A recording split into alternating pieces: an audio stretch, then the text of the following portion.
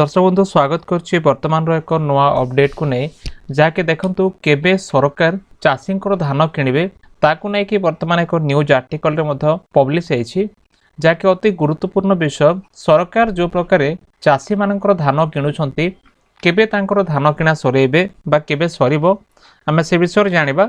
आ जो news article प्रकाश पाई बहुत important विषय सब अच्छी जहाँकि 7टी मुख्य पॉइंट्स मु आपन देखैबी अति जरूरी जन चाषी जानिबा जरूरी कौन सब होउछि। तेबे दर्शक बंधु वीडियो को आरंभ शेष देखंतु जहाँकि आपन जानि पारिबे मंडी रे समस्या सब कौन चालुछि। ता पूर्व छोट रिक्वेस्ट जदि प्रथम करे आम चैनल देखुथांती चैनल को सब्सक्राइब करी पाखर थिबा घंटी आइकन प्रेस करी नोटिफिकेशन ऑल उपरे क्लिक करंतु। देखंतु वर्तमान नंदीघोष टीवी रे प्रकाश पाइथिबा एक आर्टिकल जहाँकि आसिका और धराकोट अंचल रे मंडी समस्या को लेकिन गोटे न्यूज आर्टिकल प्रकाश पाई। तेबे खबर रो मूल विषय रोची ए जो खबर वर्तमान चली मुख्य पॉइंटा है गंजाम जिलार आसिका और धराकोट जोटा अच्छी गंजाम जिले में अच्छी ए अंचल सबू ए अंचल रे धान मंडीर समस्या वर्तमान मध्य सुधुरी पारि नाही जार सीधा सलख प्रभाव चाषी मानक ऊपर पड़ुछि। तेबे दर्शक बंधु प्रथम विषय होछि मंडी खोलुछि सत किंतु चाषी मानक कौनसी सुविधा मिलू नाही। यदि आप देखिए गत डिसेम्बर 23 तारिख रु गंजाम जिले में मंडी खोला होइछि किंतु अधिकांश चाषी वर्तमान पर्यंत माने एजाए से माने टोकन पाई नाहंती चाषी मानक टोकन मध्य मिली नाही। डिसेम्बर 23 रे खोला गला किंतु चाषी मानक एजाए टोकन मिलनी सेडे अधिकांश चाषी को कम चाषी नुह अधिकांश चाषी को ता सहित टोकन न थिबारु चाषी माने कौन करुछंती तांकर धान बिकी पारु नाहंती जेहेतु तांको पाखरे टोकन नाही टोकन थिले से माने बिकी पारंते। तापरे यार फलाफल कौन होची मंडी थिले भी तांको पाई कोनोसी काम रे आसुनी चाषी कोनोसी सुविधा पाई पारु नाहंती।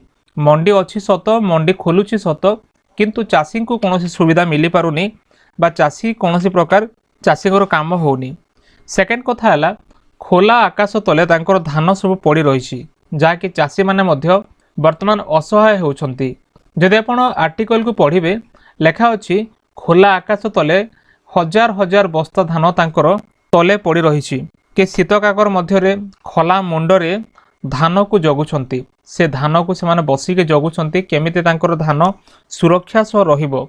तो किए घर बारंडे मध्य रोची किए मंदिर प्रांगण रे मध्य जो अमल करथिबा धान को साइती कर से माने सजाई के रखुछंती बाध्य होउछंती ए सब रखिया पई कारण सेमानक पाखरे आकाश तले धान रखिया पई खोला आकाश तले धान रखिया पई कोनोसी सुविधा नाही।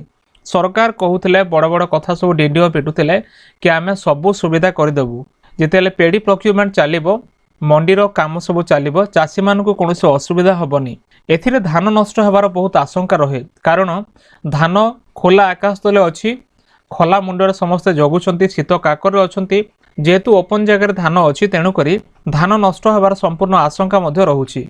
तेबे दर्शक बंधु 3 नंबर कथा है मिलर मानकर मनमानी देखंतु मिलर माने किपर मनमानी करुछंती आ चाषी मानकु मध्य शोषण करुछंती। प्रति क्विंटाल धान रु 6 किलो कटा जाउछि बोली एठी मध्य अभियोग होउछि क्विंटाल पिछा 6 किलो काटुछंती बोली कि एठी मध्य अभियोग करुछंती चाषी माने। सूता अखा ना रे पूर्वरु 700 ग्राम काटुथिले जो सूता अखा पाई से माने 700 ग्राम आगरु काटुथिले तापरे पुणी से माने 6 किलो नेबार मध्य आहुरी असंतोष वर्तमान बढ़ी जहाँकि डबल कटनी तांकर जଣା पड़ुछि जेहेतु तांकर 6 किलो तो कटनी होउछि जहाँ काटुछंती 700 ग्राम तांकर सूता अखा पाई पुणी 6 किलो नेउथिबार माने आहुरी पुणी 6 किलो समान नौथिबारु एभलिया असंतोष मध्य देखा देछि जहाँकि डबल कटनी देखिबा को मिलुछि जहाँकि सरकारी नियम विरोधी बोली चाषी मानकर अभियोग मध्य रहुछि। एठी चाषी मानकु खोलाखोली भाबरे मिलर को मनमानी आउ चाषी माने शोषण हेबा वर्तमान देखा जाउछि जहाँकि आपण मन देखि पारुथिबे चाषी माने एठी शोषण हेउछंती मिलर मानक द्वारा। तेबे देखंतु 4 नंबर विषय होछि अभियोग कले मध्य चाषी को धमक दिया जाउछि जेतेबेले चाषी मिलर मानक मनमानी जोगो अभियोग करूछंती अभियोग कला बेले सेमानकु सोसाइटी कर्मचारी माने नाली आखि देखाउछंती सेमान नाली आखि देखाइबा सह सेमानकु अखा न देबा भली अभियोग आसुछि जहाँकि सेमानकु धमक दिया जाउछि तुमको अखा मिलिबनी तमे जो प्रकार अभियोग करूछ ए अभियोग सकाशु तुमको अखा दिया जीवनी माने आपण चिंता करंतु ଚାଷୀ କିପରି ଭାବରେ ଧମକର ଶିକାର ହେଉଛି।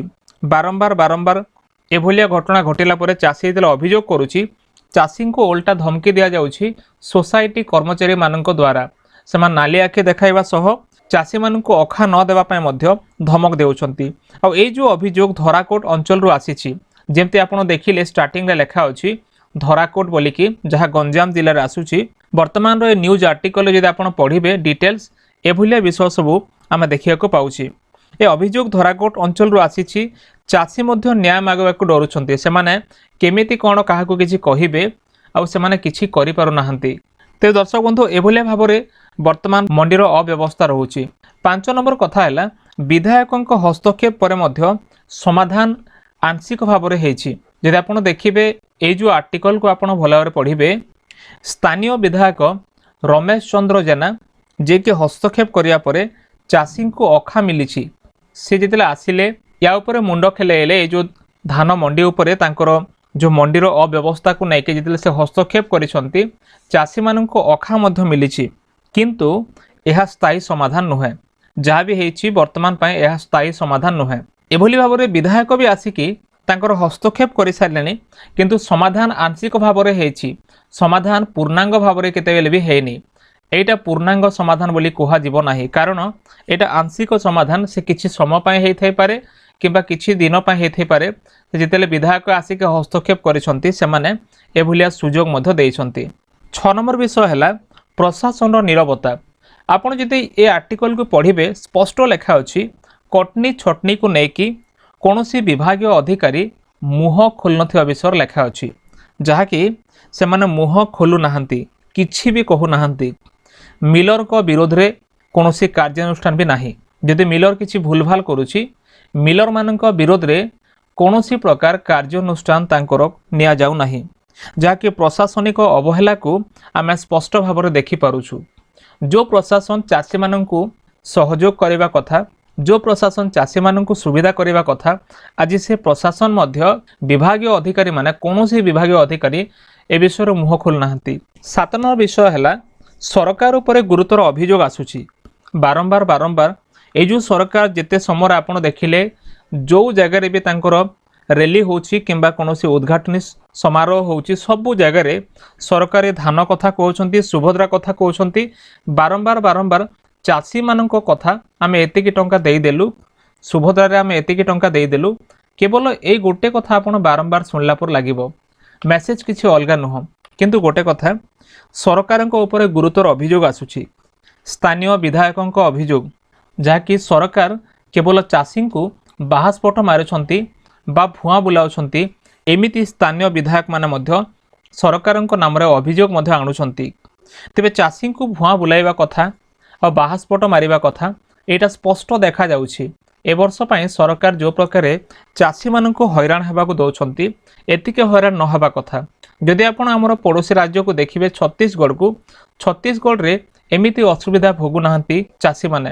ସେଠି ମିଲର୍ସଙ୍କ ପାଖରେ ଚାଷୀମାନଙ୍କର କୌଣସି କାମ ନାହିଁ। ଯାହା କରିବେ ପ୍ୟାକ୍ସ କରିବ, ପ୍ୟାକ୍ସ ପାଖରେ ତାଙ୍କର ସବୁ କାମ ରହୁଛି। ଯଦି ଆପଣଙ୍କ ପାଖରେ ଯଦି ଆଜି ବି ଟୋକନ ନାହିଁ, ଆପଣ ଯଦି ଯିବେ, ସାଙ୍ଗେ ସାଙ୍ଗେ ଘଣ୍ଟେ ଭିତରେ ସେମାନେ ଟୋକନ କରିକି ଆପଣଙ୍କୁ ଦେଉଛନ୍ତି। ଆପଣଙ୍କ ଆଖି ସ୍କାନ୍ କରିବେ କିମ୍ବା ଫିଙ୍ଗରପ୍ରିଣ୍ଟ ନେଇକି ସାଙ୍ଗେ ସାଙ୍ଗେ ଟୋକନ କରିକି ଆପଣଙ୍କ ଧାନ ବିକ୍ରି ହେଇଯିବ। ସେମାନେ ଧାନ ନେଲା ପରେ 24 ଘଣ୍ଟା ଭିତରେ ଚାଷୀଙ୍କ ଆକାଉଣ୍ଟକୁ ଟଙ୍କା ଆସିଯାଉଛି। ତା ସହିତ ଚାଷୀମାନେ ମଧ୍ୟ ହଇରାଣ ହେଉନାହାନ୍ତି। ଏଭଳି ମିଲର କୌଣସି ହସ୍ତକ୍ଷେପ କରିପାରୁନାହାନ୍ତି। ମିଲରକୁ ଯାହା ବି କରିବେ, ପ୍ୟାକ୍ସ ହିଁ ମିଲରକୁ ସବୁକିଛି ଯୋଗାଯୋଗ କରିବେ। ମିଲର ଆଉ ଚାଷୀମାନଙ୍କ ଭିତରେ କୌଣସି ସମ୍ପର୍କ ନାହିଁ ସେଠି।